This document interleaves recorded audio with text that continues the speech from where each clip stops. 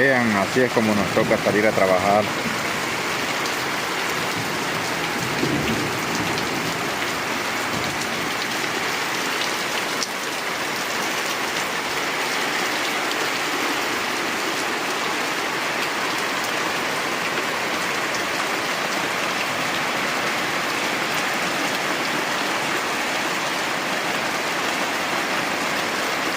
Esta calle mínimo tiene como unos 60 centímetros, 50 centímetros de profundidad ahorita, con toda la lluvia que ha caído.